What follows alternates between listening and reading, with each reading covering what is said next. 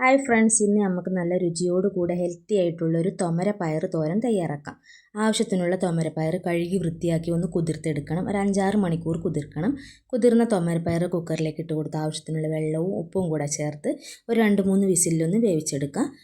പയർ വെന്ത് വന്നിട്ടുണ്ട്. ഇനി നമുക്ക് ഒരു പാൻ ചൂടാക്കി ഇതിലേക്ക് വെളിച്ചെണ്ണ ഒഴിച്ചു കൊടുക്കാം. അതിൽ കടുക് ഇട്ട് കൊടുക്കാം, ഉഴുന്ന് ഇട്ട് കൊടുക്കണം. പിന്നെ ഇതിലേക്ക് വറ്റൽമുളക് ഇട്ട് കൊടുക്കുക, 2 വെളുത്തുള്ളി ചതച്ചതും 2 പച്ചമുളക് അരിഞ്ഞതും, ഇതിലേക്ക് ഒരു ചെറിയ സവാള ചെറുതായി കട്ട് ചെയ്തതും കറിവേപ്പിലയും ചേർത്ത് കൊടുത്ത് ഇതൊന്ന് വഴറ്റിയെടുക്കണം. ജസ്റ്റ് ഒന്ന് വഴന്ന് വന്നാൽ മതി. ഇനി ഇതിലേക്ക് കുറച്ച് മഞ്ഞൾപ്പൊടി ഉപ്പും കൂടെ ചേർത്ത് ഒന്നുകൂടെ ഒന്ന് വഴറ്റി കൊടുക്കുക. ഇനി 2 കൈപ്പിടി തേങ്ങ ചിരവിയത് കൂടി ചേർത്ത് ഇതൊന്ന് വഴറ്റിയെടുക്കണം.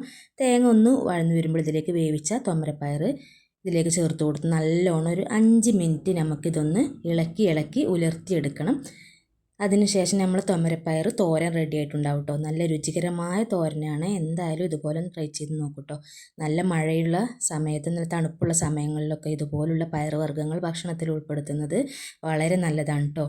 എന്തായാലും ഇതുപോലെ ട്രൈ ചെയ്ത് നോക്കൂ. വീഡിയോ ഇഷ്ടപ്പെട്ടാലൊന്ന് ലൈക്ക് ചെയ്ത് സബ്സ്ക്രൈബ് ചെയ്ത് സപ്പോർട്ട് ചെയ്യാനൊന്നും മറക്കല്ലേ. പുതിയ വീഡിയോസുമായിട്ട് വീണ്ടും വരാം. Thank for watching.